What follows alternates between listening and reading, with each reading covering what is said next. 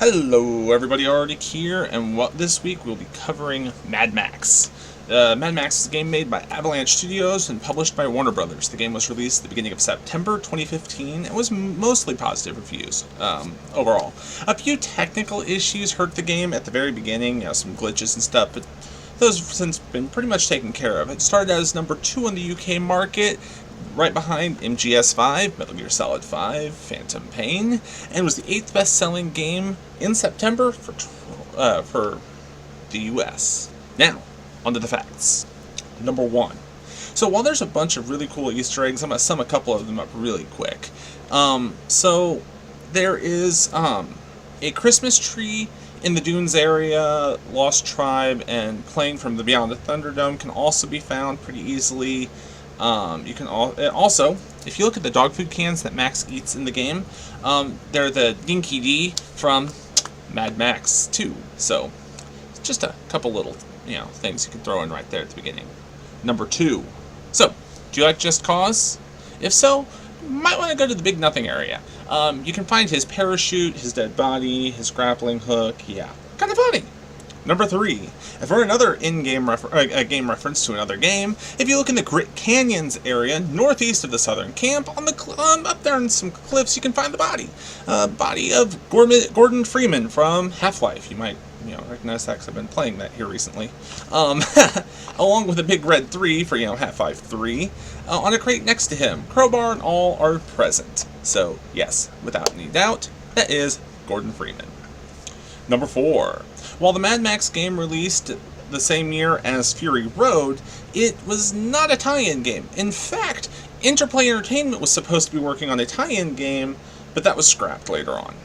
Number 5. The reason it was not available on PS3 or Xbox 360 was hardware limitations. It was originally planned to come out on both of them, but had to be cancelled because the hardware would not run them. Number 6. This was the first game by Avalanche that was in the post-apocalyptic settings, and so they worked really hard to keep the game from becoming repetitive and boring as you play through it. So, they even sent a team to Costa Rica to look at the landscapes and stuff to see what they could do with it, and even worked on making the sky and everything feel nice, natural, and cool without looking too repetitive over time. It's also why there's weather and stuff in there that can kind of hit you out of the blue. Number 7. Mad Max uses the Avalanche engine. It was their in-house engine that they used for Just Cause. Well, maybe, Just Cause 2. Probably used it for Just Cause 3 as well, probably. But they had to put in some new graphical features and stuff just to make everything work properly, which, also brought it up to scale. Really, really nice. Number 8. So the vehicular combat, as you can probably tell, is possibly one of the biggest features of the game, and they worked their tails off to make it work in every instance, given the fact that it was something completely new to them. They drew a lot of inspiration from the Mad Max universe, the movies and other stuff like that, and so you can kind of tell they aimed to make it feel like it fit in, like it belonged there with the entire universe. Number 9. Now this was something I noticed right out the gate, but and so this might not be nearly as informative, but the combat system is pretty much right out of the Arkham series, because it's the same combat system that Batman uses to kick butt in Arkham, Arkham Asylum, Arkham Knight, all of them.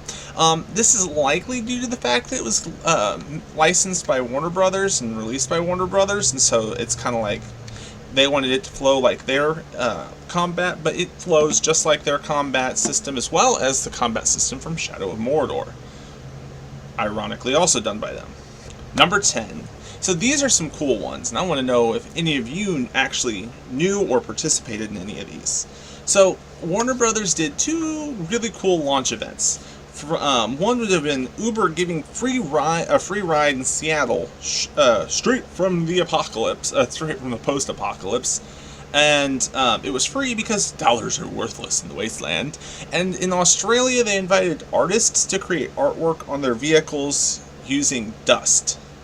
Just kind of really cool things. It doesn't really beat the Sony Bloodborne thing, but still, really cool.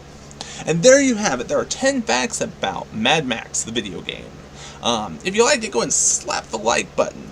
Don't forget to subscribe. If you have any ideas for any games I can do, top 10s or 10 facts, either's on, any topics, go ahead and set them down in the description down below. Well, not description, the comment section below, and I'll have a look at them.